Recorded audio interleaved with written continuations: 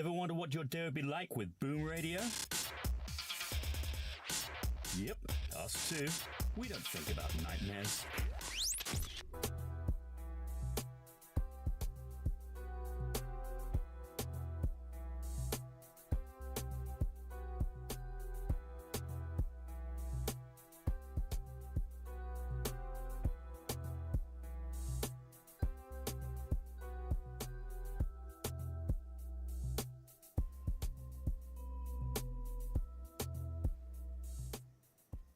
Good morning, good afternoon, good evening.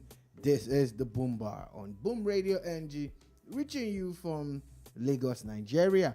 My name is Shola Rogers. My name is Olu Agunloye. Good afternoon if you're in Lagos. If you're somewhere else, good morning or good evening, whichever one applies. Take your good morning. And if you are not going to Champions League, go and collect your good morning from other people. Anyway, moving on. Today is a very interesting day as we're going to be talking a few things. There are quite a number of diverse stories we're going to be talking about. There's a bit of entertainment stories. There's sports stories. There's a lot of gist of what's the word now? Budget stories. There, it's because it is the end of the year. There's a lot of budget defense by state governments. So those are part of the things that we are going to be looking at right here today. There's a lot of drama coming from Rivers State. I think that some of us need a bit of explanation to it, and and a few other things as time goes on. So sit back, relax as we delve into today's show. Now, there are probably going to be a few things that I'll just breeze through because there are probably like a lot of things that we have to go through and break down. Some topics are going to take more time than others. Now, quickly, where do we start from? I think we should start from state assemblies. There are a few stories from state assemblies.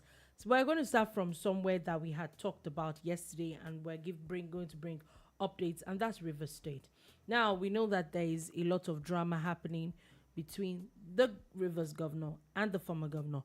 By the way, FCT 001, the former Rivers State governor, Nyesom Wike, is 56 today.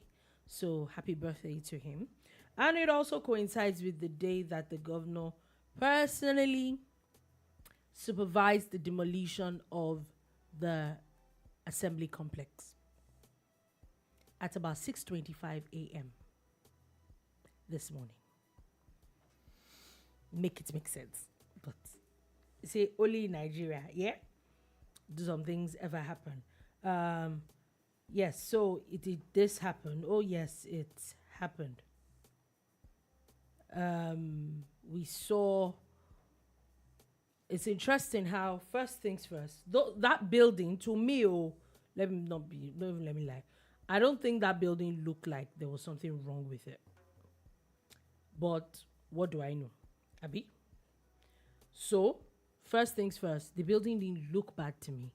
But the governor is saying, and the government is saying that there was something wrong with that building, and then that building had to come down. Now, that's the first thing. Second thing is that now the assembly, comprising of 5 people, number one, has declared the seats of 27 others vacant. They have passed a budget into law. I was going to say, shouldn't there be like some form of deliberation or something before those things are passed? Normally. Okay. So, today alone, they passed the budget. 5 people, 5 out of 32 passed the budget. 5 people declared 27 people's seats vacant. And yesterday, there was actually a court judgment that affirming that the new speaker is supposed to be speaker over 5 people. Before I break it down, maybe I should allow SR maybe talk about it a little bit because I don't understand. I All don't. right. Thank you. This is the Boombar on your Boom Radio NG. At the moment, we are talking about internal issues as it concerns Nigeria, and at the moment we're also focusing on the states. So we're at River State. We're still going to go to Abia State, go to Lagos State, and any other state that's making the news. And in River State, they've been in the news for the last 3 weeks, 4 weeks now. The current thing is the destruction. Demolition of the State House of Assembly. It looks like the Edo template. I had mentioned this, I think, on Monday or so. It looks like the Edo template where, when a governor discovers that he doesn't have a majority in the House of Assembly, he stops them from working, more or less. Like, there's a way to stop them from working, and throw a lot of debris and obstacles, a lot of brick and mortar in their pathway. And that's what's happening in River State. Governor Sim Fubara, has now come out to say that the structure is bad. Dolupo pointed that out. There's a process to these things if it's not politically motivated. One, shouldn't there be some kind of result from the test that they carried out, the integrity test that was carried out on the structure? Shouldn't there be some kind of result for me to say, oh, we carried out this integrity test. Look, a lot of people will think it's politics. It's not politics. Look at what it is. You didn't do that. And there is a judgment from a judge saying that 4 or 5 people can pick a speaker where there are 27 others who were not even allowed to vote. And when you deprive 27 constituencies, you are depriving the entire people who live in that constituency, because those men and women are representing the entire people of their constituencies, their various constituencies. So this is a very serious matter. I know that it's politics being played out, and a lot of talk about, the fallout between Nyesom Wike, the former governor, and his son, because in Nigeria we call them godfathers. So if Wike is a godfather, Sim Fubara is a godson to Nyesom Wike. I see this as a purely political move. I see the bringing down of that building as a purely political move. However, the little I know about politics and the tiny knowledge I have of law, the 27, if they still have the mace with them, can still meet. I saw a video of, I think there was a mace in the what's it called? Yeah. Where it might I'm not sure those guys have the right mace, but if they have the mace, the 27 can meet. Now, where the 5 people were, there was a mace there. It is time for the House of Assembly. Don't wait until this thing degenerates into violence. River State is not a state that you just kick back and wait for it to just. I think it's time the National Assembly needs to. The Assembly needs to step in, because it is within their purview. Yeah. It is within their purview to say, oh, you know what? You guys they chill. Can even suspend this everybody. Is what the Constitution says, and let us revert to the Constitution. Again, this is why all of us who are pinning for state police should not get it. Governors have this kind of power, and now you can go ahead to bring down an entire House of Assembly under the guise of what? The building had issues. You are now the Minister of Works or Commissioner of Works. So for me, this is why some governors should not be given this kind of, and the checks and balances in place are weak. The judiciary and the House of Assembly, look at the way they are being played with now. Okay, so now for me, let's go back to the what's it called now? Let's first go back to the judge, or more like let's go back to what the judge had to say. So the River State High Court had barred the former speaker, of the State House of Assembly, Martin Amawule, from entering into the assembly complex until the burnt chamber is fully renovated. He has also ordered Edison Eye to preside over activities of the legislative arm pending the determination of a motion before it. So what he did is really not... The judgment is basically saying that they should maintain status quo, yeah? That's no status quo, because status quo is arguable in this context. Yeah, status quo could be...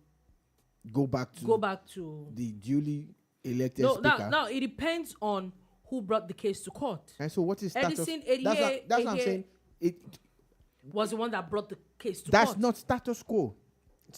Status quo, if we remove AA and we remove Amawile or Amavule or whatever his name is, and we talk about the facts that we know, status quo is them going back to the original election results and the house as constituted. I get what you're saying.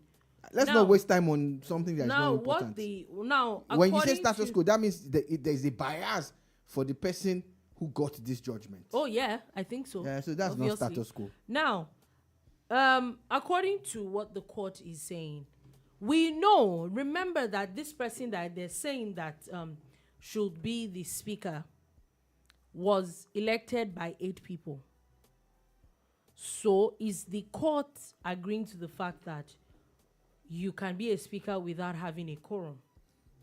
Nowhere in the Nigerian constitution says this kind of thing. You have like 2/3 or 3/4 or something before you.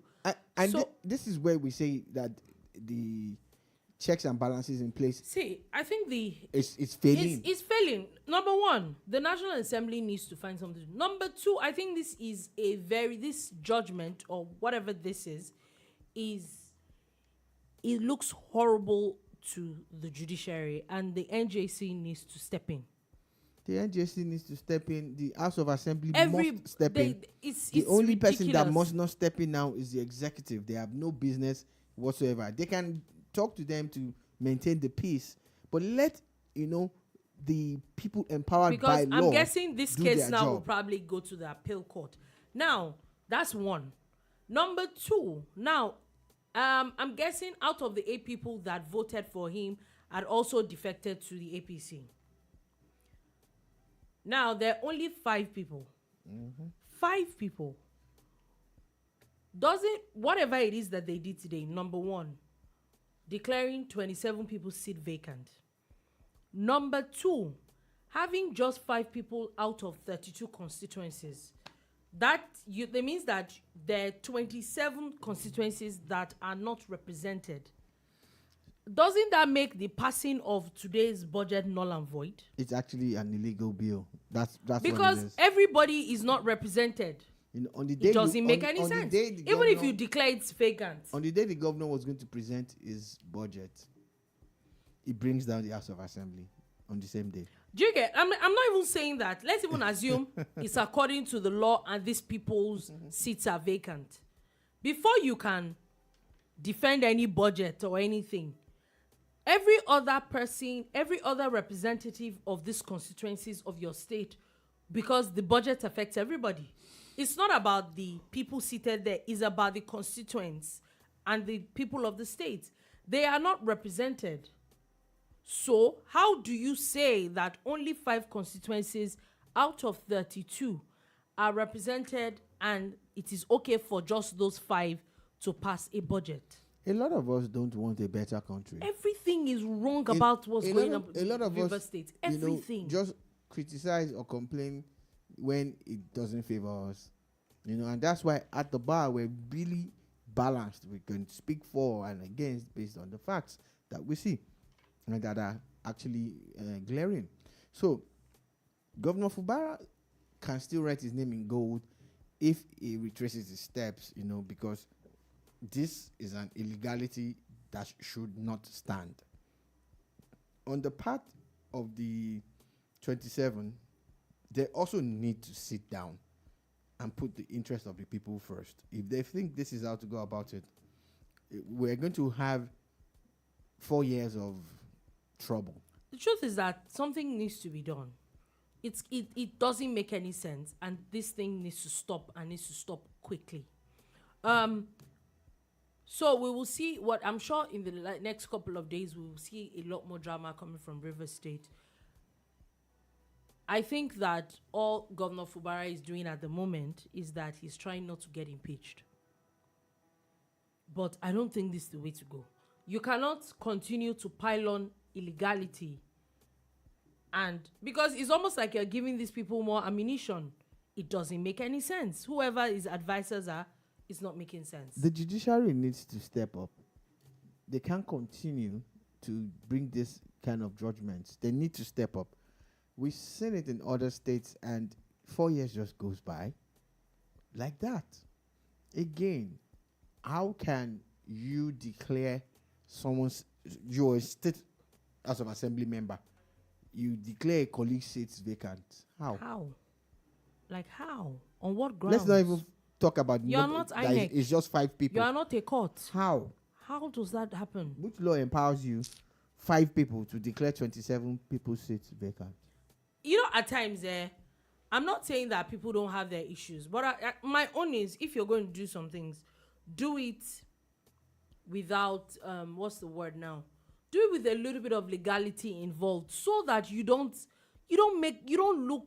actually render yourself like there's no common sense involved. Because at this point, it's not looking like there's any form of common sense coming out from whatever is happening. Common sense is not common. In what's it called, in Rivers State at the moment. Anyway, we'll definitely follow the story, and I think that you should also catch on with it. But any which way, even if you don't, we definitely will continue to bring you more updates coming from Rivers State. Now, still talking about state assemblies, and I wanted to break a few things down before we go to another gist of another assembly. We're going to Lagos State. Now, the Lagos State has presented a 2.24 trillion naira budget for the 2024 fiscal year. It's a lot of money. No other state has their budget in trillions, but it is Lagos State. Any which way, according to Lagos State, they're saying that the capital expenditure is about 1.22 trillion naira. That's about 54% of this budget.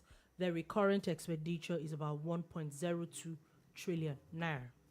Now, what a lot of people are looking at, because I like the fact that a lot of people are now getting more interested in conversation. These conversations have been happening, or these things have been happening for years, but now that we're getting more interested, there's new awareness, which is good.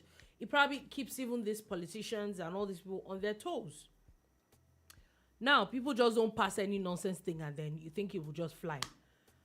Now, according to them, they're saying that the IGR and the federal allocation they're hoping for the 2024 budget is about 1.84 trillion naira. So their projected revenue is about 1.8. They're looking at spending about 2.24 trillion, which, kind of close, yeah? Makes a bit of sense. Yeah, again, remember that Lagos State has one of the highest internally generated revenues in Africa per subnational. Mm-hmm. And if, of course, in Nigeria, if it's Africa, it's Nigeria, you get. So they're expecting to increase their IGL, by a great deal, almost double it. And of course, they still get the allocations from the federal government. Now, there are other investments that they have made that will most likely make sure that this happens. The largest rice mill and other commercial ventures that they've delved into. This will definitely increase income. Then we know that they have debts that they're servicing. And all of that. But I am excited about this Lagos State budget. But it still needs a little bit more, research. Breakdown. Let's see where exactly what is happening.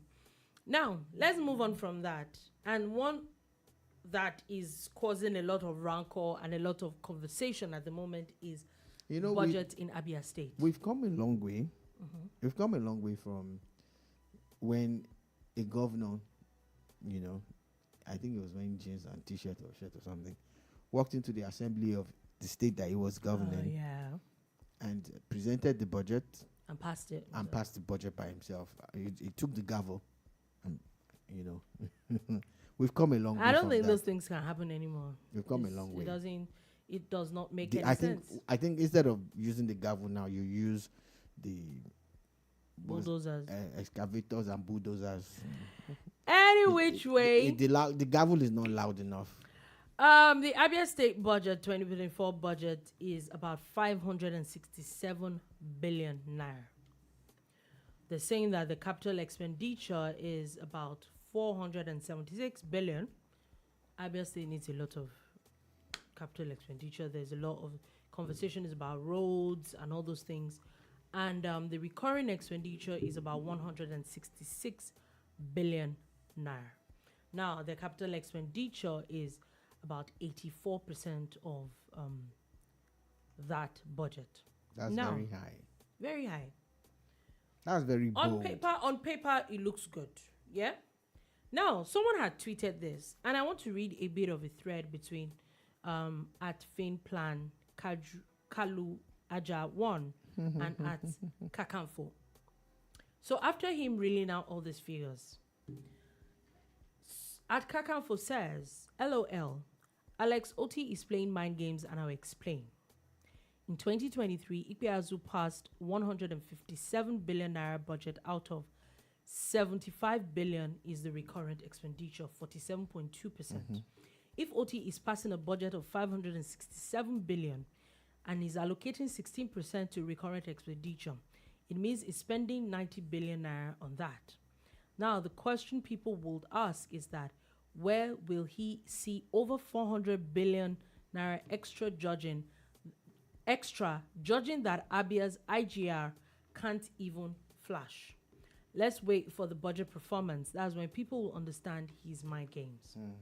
So, Kalu Aja says, meaning it's a deficit budget.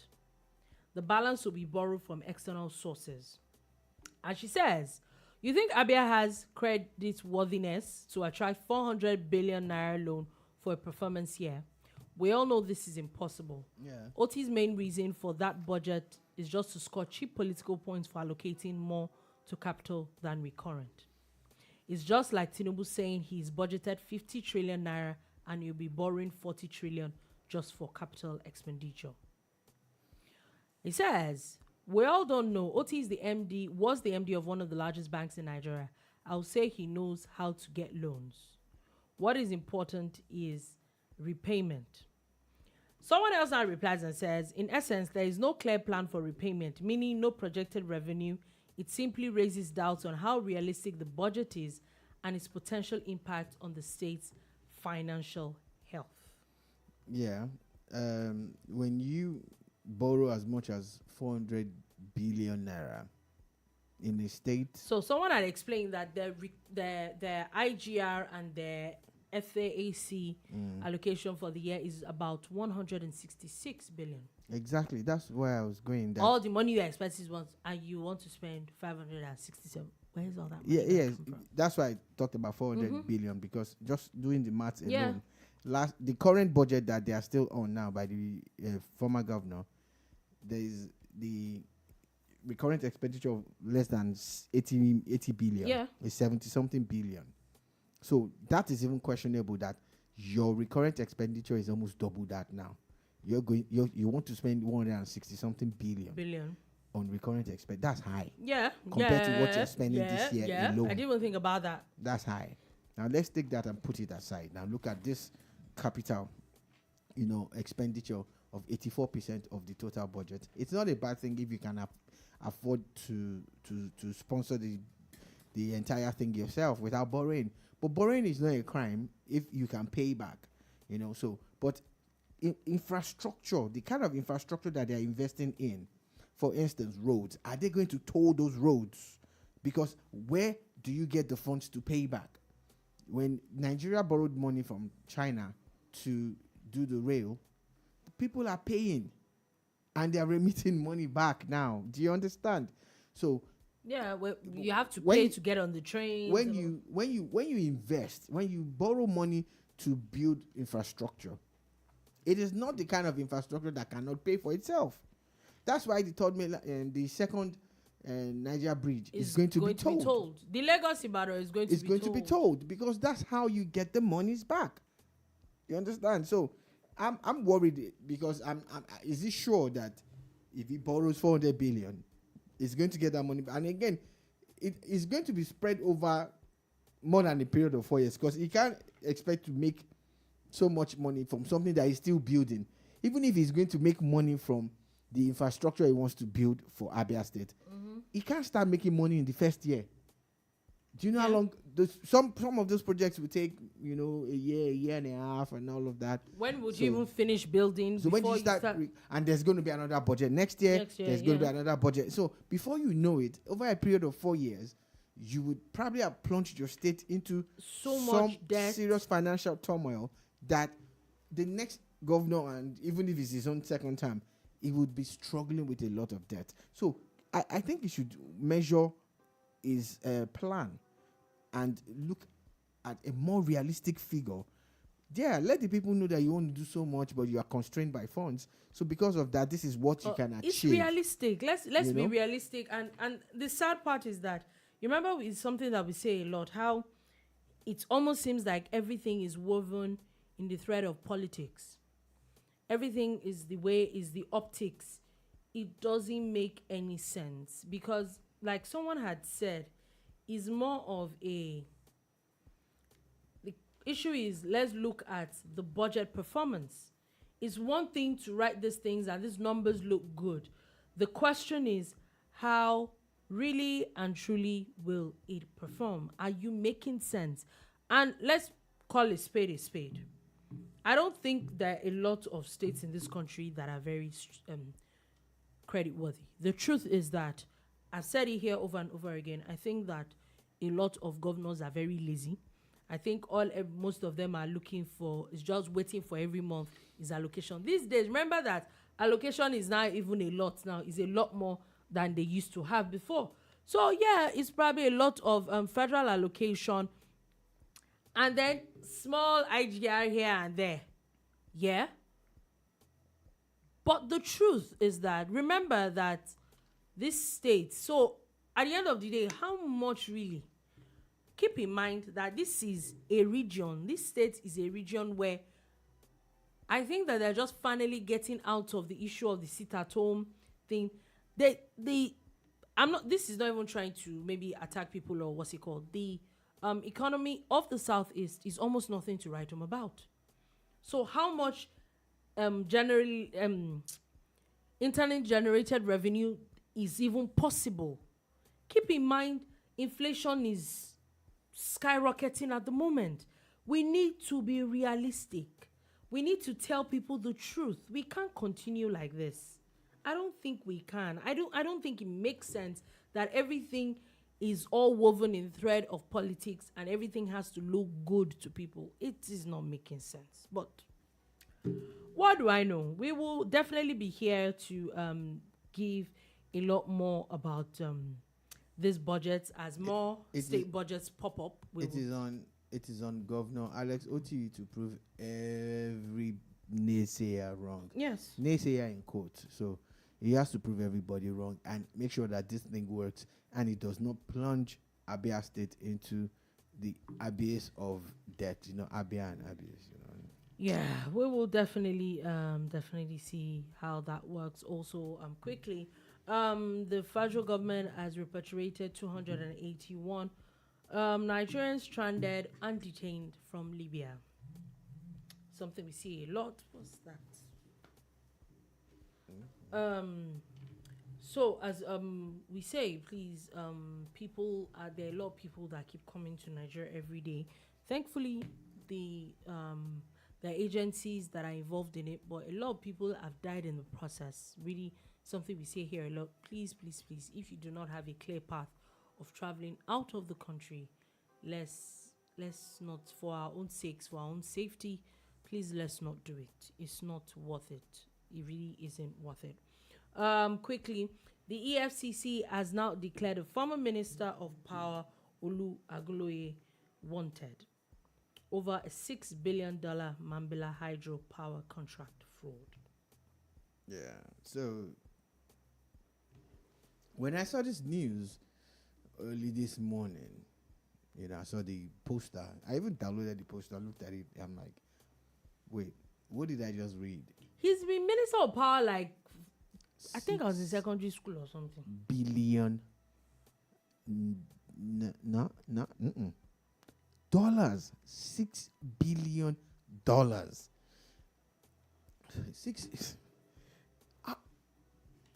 How is it possible? How is it possible? My own question is that this Mambilla, has it been happening then, or is just suddenly involved in it? Because no, it's then. It's an old thing, and that's why Mambilla is not moving forward. The current government cannot do anything about it until they clear some of these issues, that have bedeviled the Mambilla project. I still want to ask, how is one individual involved in all that? Yeah? 6 billion. Even the Americans don't talk about that kind of thing often now. $6 billion.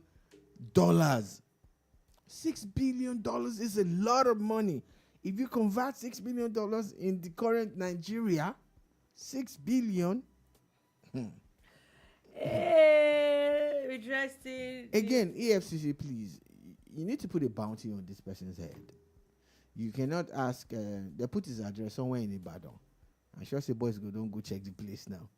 That's his last known address. That was his address when we were, okay, let me just go and check. So, but I think it's time that they actually maybe say, oh, look, $10 million. See, you see some international head hunters. Even me, I will become head hunter. I'm a wajade. We will bring him out from wherever. I didn't say I know where he is. I'm just saying that the money can be motivation. It's so sad how greedy human beings can be. A project that was supposed to benefit the whole of Nigeria, has now been colored allegedly by one individual and his cohort. The truth is that it can't be one person. You can't do all that because of one person. It's not possible. But $6 billion is a lot of money. It's definitely a lot of money. Any which way, now the Minister of Aviation looks like he's going to or more like when I say maybe like the Ministry of Aviation looks like it's going through a lot of changes. As its minister, Festus Keyamo, has said that regulators of the aviation sector will begin to compel airlines to compensate passengers for delayed or cancelled flights to as high as about 40% of their of their ticket money. No, let me explain. So he's saying that if you had a delayed flight, you will still go on that flight and you will still be giving a time up to, if possible, up to 40% payback of what you paid. Or if it was cancelled, you will get back your money and they will still have to pay you a level of compensation. They will be named and shamed. How do they want to enforce it? Because if they do that, we will just be taking one day off in this office. I can guarantee you one thing, Nigerian Airlines, they will fall your hand. Oh, they will cancel and delay flights. But I think I like it. Now he's saying that. Wait before you continue. So let me break down what he's trying to say. Let me just finish. I don't want to lose my chain of. Okay. Just wait. You are reading me. I'm talking. Wait. I'm proposing a business thing that we can make money from. You're stopping the flow. Nigerian Airlines will mess you up. So we can look for an investor that we can buy like 100 tickets, and we'll be going there. If we just take like 30 people every day, we'll just go there. You understand? They won't carry us. Don't worry, they won't carry us. We'll just collect our money back and collect 40%. And give all the people who come 10% of the 40. We that have the idea, we take 20%. The person that have the money, we take 10%. I'm not interested. As I was saying, the minister, when he was making this statement, when he was defending his budget by the Joint National Assembly Committee, he said that a list of airlines with delayed or cancelled flights would be published in the media every week, so as to meet the compensation scheme. Yeah. I think that if it is done properly and if they stick to it, a lot of airlines, so that they will not run at a loss, would probably sit up. I think a lot of them get away with a lot of things. They do these things because they know that nothing is going to happen. Nothing. Yes. The minute they start seeing that they're losing money, they will sit up. Me, I was rushing to Lagos airport. I was on my way to Abuja, rushing, like, told the guy driving me, man, we need to get there. My flight is in, 1 hour's time, blah, blah, 1.5 hours time. We got there, 30 minutes to the flight. I was happy. I got my ticket. They called the flight just when they were supposed to call. I got up. I said, shame to bad people. When we were about to board, one man looked at me and said, I saw you when you walked in. I said, yeah. You that you're looking for. You're going to Abuja. I said, he said, this is not your flight. I'm looking at him like, do you work with the airline? How does it concern How you? does it How's concern? it not Mind my your flight? business. The man looks at me and said, he's been there for 4 hours, that this is their own flight. Lo and behold, it was their own flight. Me too, I did my own 4 hours now. Macon, it will reach you. Oh, Macon, it will touch you. So there is no sensible thing that is happening in Nigerian aviation when it comes to this. Yeah, there's flight no delays. explanation for it. There's nothing. We don't get it, and it's not it's not cheap now. The money that they are using to go to London is now what they are using now. That time we use that money, we use it to travel to London. Australia, more like Australia. Australia. Now you want to go to Abuja here. Some people are even thinking of mixing their flights now. Say you enter bus, reach one place. Yes, now. Then continue with plane. You don't understand. Please, I'm sure that by the time by the time there's like a train service from like maybe like Lagos to Abuja, game over. Game over. Let's hope that Mr. Keyamo would make this happen. Yeah, I'm really like rooting for like, this. Yeah, exactly. Now moving on from that quickly, and let us go to interestingly in Akwa Ibom State, where 8 correctional center inmates have been released. It's interesting. Remember that there's the conversation of inmates released across the country with the promise from the Minister of Interior. This is an update from it. Now, moving on from that, I wanted to gist you about a particular conversation that is happening where a particular market got shut down. Now, the SON, that's the Standard Organization of Nigeria, NAFDAC, that's the National Administration of Food and Drug Administration and Control. What's food NAFDAC? Anyway, Food and Drug Control. And then NDLA, the National Drug Law Enforcement Agency, they decided to have a joint task force to close down a liquor section of the Eziokwu Road Market, popularly called, there's a funny name that it's called, but I would look for it. Now, you would wonder, like, why would 3 people or 3 agencies feel the need to shut down a whole market? Like, is it that serious? According to them, it's said that this particular place is called Cemetery Market in Abia State. It said it is basically the hub for fake and adulterated liquor in the country. It said any form of expensive wine or beverage, drugs, detergents, even baby diapers, it is where there are a lot of adulterated things that's happening. Now, these 3 agencies have shut this place down till further notice. If you've ever been a victim of adulterated products, if you've ever been a victim of, trying to treat yourself and you're given a prescription and you end up buying something that might most likely kill you. So, just before we proceed, National Agency for Food and Drug Administration and Control is NAFDAC. We just wanted to say that we know, because before you people say, don't want to say because it's microphone that we have that is making us talk anyhow, because we're still coming to that matter. So as it stands, I remember this gospel singer who, actually died from trying to treat himself for malaria, and it was said that the medication that he got, was fake. Was adulterated. It was fake. And there's so many stories like that. So many stories like that. Why is it so institutionalized to the point where an entire market is into adulteration of, consumables and goods and everything? Why is it that a whole market, that's what they're doing? I always said this, and I'm going to say it again. I still believe strongly in it. If you can adulterate, maybe you can produce too.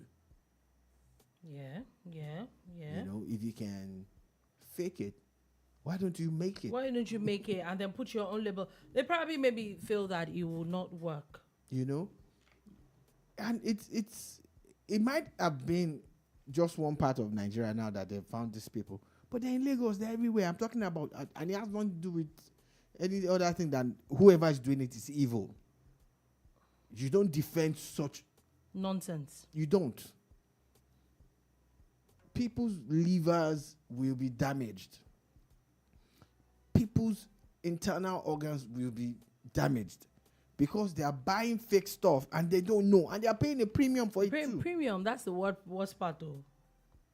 So we just must commend these government agencies. Yes, they've been sleeping, but now they've woken up.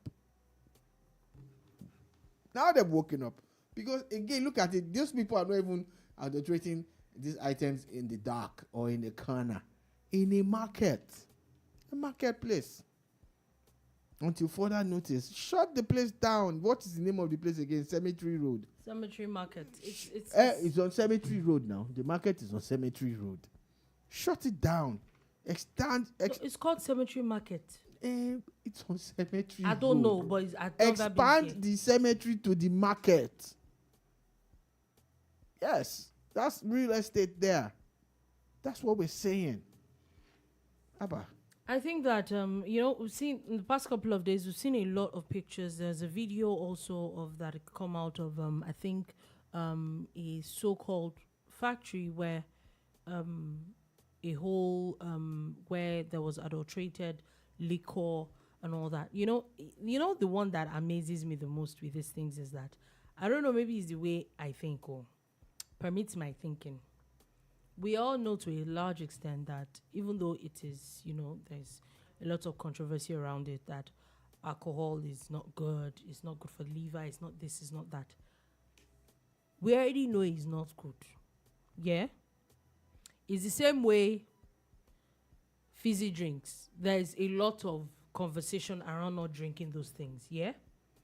But if I'm going to drink it, the least I can do is at least drink the original one of it. I can't now want to drink these things and then there's an adulterated version of it, that there are all sorts of things. I think it is wickedness. It is the height of, I don't know what it is that makes people do these things, but I think we also need to be vigilant at this point. We need to be vigilant. So what the Olu is talking about is that also in Anambra State, a factory, if we can call it that, where they are specialized in producing fake NFC VSOP. That's all they do. Has been discovered, uncovered, and stopped at the moment. You look at the whole process, even the environment is dirty. They're bringing out these things from some blue plastic containers. And you just look, a distillery is a place that's extremely clean, like it's spick and span and all of that. And you look at it, and the sad part is they're still going to sell this thing to unsuspecting people, at top dollar. Now, not everybody buys by the bottle. Imagine when these fake bottles make it to the clubs and the hotels and the parties, and they are mixing cocktails and stuff for you. You're already drinking poison. Yeah. Then your poison is now being poisoned. Abba. The need for people to make a quick buck, has driven them to the point where they don't care what happens to anybody. I wonder why they are not worried that some of their relatives might also fall victim of their dastardly acts. Yes, it's a very, very sad one. Very, very, very, very, very sad issue right here. So we definitely will follow all the stories. We really hope that these agencies actually step it up and they continue their good work, keeping people in check. Now, there's a statement that it's very, would I say controversial, that the Lagos State governor made. And he said that in 4 years, Lagos State had not recorded any bank robberies. I remember when one YouTuber went live. I think he was trying to hit a milestone, maybe like 1 million subscribers, and he went live. And I think he only needed about 300 or 400 subscribers, and his subscriber count kept on going down. Why have I used that example? Again, when I was younger, they would say, never say this has never happened before. Yeah, so that it kind of makes sense. Maybe it was just people talking, but guess what? Most times when you say it actually happens. Yeah. Most times, I've never. That's when that never what happened. Yeah, you have to have some liver to be able to say this kind of thing. So, is it true? I want to commend the governor of Lagos State and his entire team, and the police and the security, apparatus of Lagos. Everybody that's involved in securing Lagos State. 4 years without bank robbery is a big deal. Thank God for it. But maybe we should have just continued. I don't say anything about it. We didn't know it was 4 years, and we're happy. Yeah. So you didn't need to tell us, sir. Maybe you should have The truth is that I also don't jinx it. I also realized that compared to those kind of robberies across the country, really, or let me say Southwest. Don't let me do what's it called. It became, once you hear it in the past couple of years, it becomes a huge story because it's not news that wasn't really common anymore. A few of them that you can really hear, you can remember that were really, very, very sad and all that. But I also feel that as much as we try to knock security and all that, I think that security has been better all round. So we're not where we should be. What you're saying now is that they've done some things to prevent it. Is that what you're saying? Yeah, it could be maybe a lot more security. It could be maybe a lot more. Could be. Abi? It could be. It could be more of. You don't know for intelligence, sure. I don't know. More of intelligence gathering. Maybe busting some gangs before they even start some things, and a lot of things that we don't hear about. It could be empowering the security a little bit more so that they know that, at times, I personally feel that some of these people that want to attack you, they will try and test you out and say, okay, is this thing going to make sense or not? So, yeah, but I think it's a good thing. I'm not sure it was something that was needed. Long may it last. Long may it last. I don't think there was something to announce about, but it is what it is. It has not been announced. So, we will see where that happens. Now, quickly, a very interesting story popped up where it was alleged that a man had committed suicide after losing a 2.5 million naira bet. This part of the show is called The Dangers of Betting. And it's brought to you. I do not think that it's brought to dangers you of betting. by us. I don't think it's dangers of betting. Because betting is a voluntary act. It can be dangerous. Being voluntary doesn't stop you from being dangerous. Okay. Bungee jumping is a voluntary act. Is it not dangerous? Skydiving, is it not dangerous? Should I continue? Are they not all in the same category? True. Okay. So, the dangers of betting. maybe because I've never seen myself as a betting person, I just find it hard. But some people have actually built an industry out of it. And I'm not talking about the gambling agencies. I'm talking about individuals. There's someone, is a friend's friend. That's what he does. Doesn't have a job. Doesn't have a friend. Yes, my friend's friend.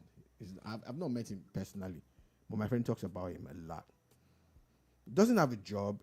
Doesn't have any other thing. He just wakes up and gambles.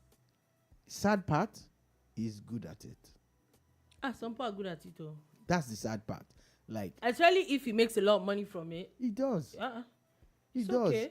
He gave my friend numbers to play. My friend played them. He was even regretting that he didn't put enough money in it. My friend played them a few days ago. Made some money from it. Now called the guy to say, "Oh, I made 300K or something. I want to give you." The guy said, "No, don't worry. You can have that's yours." I'm like, this is not industrial. But the young man we're talking about was not as lucky, and gambling has to do with luck. He wasn't as lucky. It is said that he invested 1 million naira of his own money and 1.5 million from friends that he had gathered, and he put it on a bet and lost. I really honestly think that I personally do not okay. Other than the fact that I don't think that gambling is very good personally, and it's a personal thing. I think one of the issues with me and gambling is that I'm not sure that I'm not that much of a risk taker. Yeah. So I'm not going to knock you if you do it and you make money off it. Yeah. But I think that it is wiser if you use your own money. Don't go about borrowing money. See, if I'm borrowing money for what's the word now? For a recurrent expenditure, doesn't even make sense. They tell you that you borrow money for something that can pay back. Could it pay back if he had won?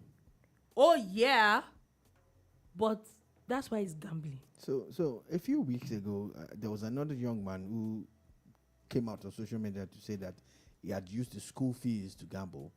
That he was sure he was going to win. Then he lost, and he was now soliciting for funds. At some point, they said he also wanted to commit suicide. So back to this young man's story. There he goes, investing or gambling away 2.5 million naira in this economy. See. In this Tinubu's Can economy, I say something? I also feel that if you naira. are that credit worthy and you can see people to borrow you up to the tune of 1.5 million naira, yeah, I think that money could have done a lot more than gambling. Also, people will say that if he had won, he would have made a whole lot of money from it. Yes, but I also do not think that there's no business you probably will put that amount of money to and he would have that kind of 100% loss. Okay. That's what she says, but she's wrong because people lose money from doing authentic business too. But that's not what we're about today. He lost the money and he was under pressure to repay. He couldn't. Yeah. And he committed suicide. He started sending out cryptic messages on social media. And he sent cryptic messages to his friends too. And he even spoke to them and he was just sending out all sorts of, signals. But nobody went to him physically to go see him. They were just talking to him on the phone. Then he went live on Facebook. He did a Facebook live. Yeah, and he said he didn't do anything. He didn't. Apparently he had ingested poison, and as we speak, it is said that he has died. That means he has committed suicide, and you will put it down to him losing money. Yes, depression is real. Depression is real, regardless of gender. But I am doing a lot of awareness for men now. Men, you need to talk. Don't bottle everything up. Please. You don't have to kill yourself. Mm-hmm. If you could raise 1 million on your own and you could borrow 1.5 million, who's to say you can't do 10 million and more? It's not impossible. Talk to the people you owe money. Do not be afraid. Speak to friends. The sad part is now that we're talking, it happened somewhere in the eastern part of Nigeria. We're talking about it in Lagos. Now that the thing has gone viral, if probably had tried the fundraising online, probably he might have actually raised that money. Might. I don't know, because at times people don't care. And again, a lot of people cannot take rejection. They can't take it. So please, I don't know what you're going through at the moment, but whatever it is, suicide is not the answer. Talk to someone. Talk to an expert. You can search for our friends Surpine NG, SURPINNG on social media, and they have someone in every state in Nigeria that you can talk to on the phone. But you can search for them on social media. And if you don't know how to go about it, send us a DM, Boom Radio NG. I will connect you with connect you with them. Yeah, it's beautiful. This life is beautiful, regardless of anything. We never know what's gonna happen tomorrow. Quickly, also, as we're going, before we go, now a Nigerian skit maker was on a podcast where he seemed to have, I don't want to say attack, flawed his interviewer for asking very shallow questions. Let me put it nicely. So this person, Brain Jota, was on a podcast with another lady. I don't know the lady's name. I think the first thing the lady was asking him was, what's his net worth? And he was asking that he doesn't think it makes sense, because what is his net worth? Said that the lady was like, that to encourage. How does that encourage anybody? Then she went on to ask him about how, what he's wearing and what is his price. She called it one Gen Z Drip check or drip whatever, I don't know. Any which way, basically asking him like how much what he wore was and all that. And he also went in like, okay, what's this podcast really about? Well, what if it's about those questions that she was asking? If that was it, I'm sure he would have known, because he seemed like he was genuinely maybe shocked. Maybe his team did not brief him that that's what the podcast is about. Okay. There's a possibility. Whatever it is, I personally feel that I can't say that there are too many podcasts, yeah. But I feel that because people have microphones these days, you could literally buy a microphone anywhere and buy a camera, or even use your phone as a camera these days. We churn out a lot of nonsense. I agree. I think that there's nothing wrong with having 10,000, 10 million, 50 million podcasts that have that adding value. Add some value. What exactly are you? What do you need his net worth for? How does that information help the next person? If it's based on that, it does, because there are some people who actually live for that lifestyle. That's what they're about. There's a guy that's made a lot of money and a lot of popularity. Egungun of Lagos. That's what he asks people. But everybody knows that's what he does. That's what I'm saying. So maybe she's trying to mimic it as a podcast. Just maybe. But on the flip side, now I'm not defending that. I'm just trying to look at things from different perspectives. On the flip side, it's always good to prepare your questions before you go into these things, and also intimate your guest. Let them know what you're supposed to be talking about, so that this kind of thing doesn't happen again. Was it a live broadcast? Because how did it get out? Most of these things are pre-recorded and edited. So did they do that now for publicity? I don't know. But any job you want to do, at least bed in and learn more, do research, and don't make yourself look like a nini on air, someone that doesn't know nothing. Let anybody come and use you to, trend. Any which way, I don't know if we'll be able to take one more story before we step out. Okay, before we go, quickly, on a very sad note, one of the stars of Brooklyn Nine-Nine, for people that watch sitcoms, is one of my favorite sitcoms of God knows. I can't count the amount of times I've watched that. I've watched every single episode of every single season of that.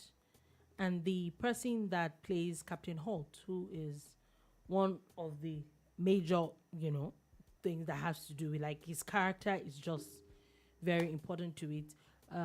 Passed on at the age of 61.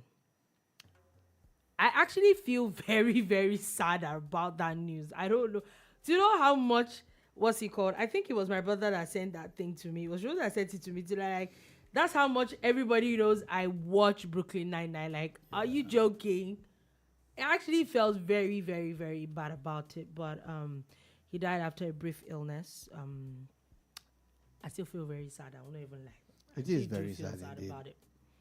I don't know if there's going to be more Brooklyn Nine-Nine, or if they're going to change his character or get someone else. Or get somebody else. I'm not sure I want to see someone else. To be the chief. I'm not sure I want to see someone else do it.